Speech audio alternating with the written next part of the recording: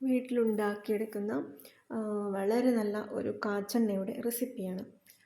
അപ്പോൾ മുടി സമൃദ്ധമായിട്ട് വളരാനും അതുപോലെ നര വരാതിരിക്കില്ല, എന്തായാലും വയസ്സായാലും വരെയുണ്ടാവും. അല്ലാതെ ഒരു അകാല നര തടയാനും അതുപോലെ താരനൊക്കെ ഒഴിവാക്കാനും പറ്റുന്ന രീതിയിൽ ഒരു നാച്ചുറലായിട്ടുള്ള ഹോം മെയ്ഡ് കാച്ചെണ്ണയുടെ ഒരു റെസിപ്പിയാണ് ഇന്നിവിടെ കാണിക്കുന്നത്.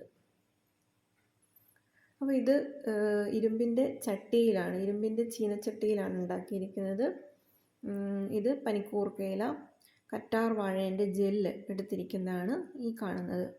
അതിൻ്റെ തോല് നമുക്ക് ആവശ്യമുണ്ടെങ്കിൽ മിക്സിയിൽ അടിച്ചെടുക്കാവുന്നതാണ്. ഇത് ഉള്ളിലുള്ള ജെല്ല് മാത്രമാണ് എടുത്തിരിക്കുന്നത്. അപ്പോൾ ഇതും കൂടെ ഇതിനകത്ത് ഇത് ഏറ്റവും കൂടുതലുള്ളത് കഞ്ഞെണ്ണയാണ്. പിന്നെ വരുന്നത് നമ്മുടെ കരിയാമ്പൂ ഇലയാണ്. പിന്നെ വരുന്നത് ഉലുവ. അപ്പം ഇത്രയും എണ്ണ നമ്മൾ അധികം വെള്ളം ചേർക്കാതെ അടിച്ചെടുക്കുകയാണ്. മിക്സിയിൽ അടിച്ചെടുത്തതിന് ശേഷം കാച്ചാൻ എടുക്കുന്ന എണ്ണ വെളിച്ചെണ്ണയാണ്.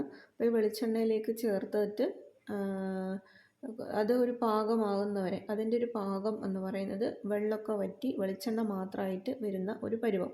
അപ്പോൾ അത് നമുക്ക് മനസ്സിലാവണമെങ്കിൽ ഒന്നുകിൽ വള്ളി ചപ്പ് അല്ലെങ്കിൽ 2 മണി കടുക് ഇട്ടാൽ, എണ്ണ മാത്രമാണെങ്കിൽ ആ കടുക് പൊട്ടും.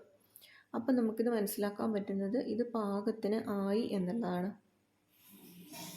അപ്പോൾ ഇതുണ്ടാക്കുന്നൊരു വിധം ഇങ്ങനെയാണ്. ഇത് മിക്സിയിൽ അടിച്ചെടുത്തു. അതിനപ്പുറം മറ്റേ ചെമ്പരത്തീൻ്റെ ഒരു പൂവ് കൂടെ വെറുതെ ഇറുത്തതാണ്. ചെമ്പരത്തിയിലയും കൂടി ഇട്ടാൽ നല്ലതാണ്. അപ്പോൾ ഇത് ഒരു എന്തായാലും ഒരു അരമണിക്കൂർ നല്ല തീയിൽ വേവുന്നുണ്ട്.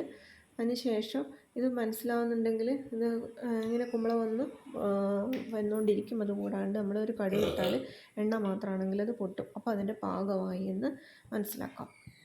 അപ്പോൾ ഇത് ഇരുമ്പിൻ്റെ ചീനച്ചട്ടിയിൽ ആക്കുമ്പോൾ ഇരുമ്പിൻ്റെ ഗുണവും കൂടെ ഇതിന് കിട്ടുന്നുണ്ട്. ഈ ഇരുമ്പ് ചീനച്ചട്ടിയിൽ നമ്മൾ ആക്കി വെച്ചതിന് ശേഷം രാത്രിയാക്കി ഇത് രാവിലേക്കാണ് ആക്കിയിരിക്കുന്നത്. അത്രയും നേരം അതിൻ്റെ അകത്തുള്ള ഇരുമ്പിൻ്റെ അംശവും കൂടി ഇതിലേക്ക് ചേർന്ന് നല്ലൊരു എണ്ണയായി കിട്ടുന്നതാണ്.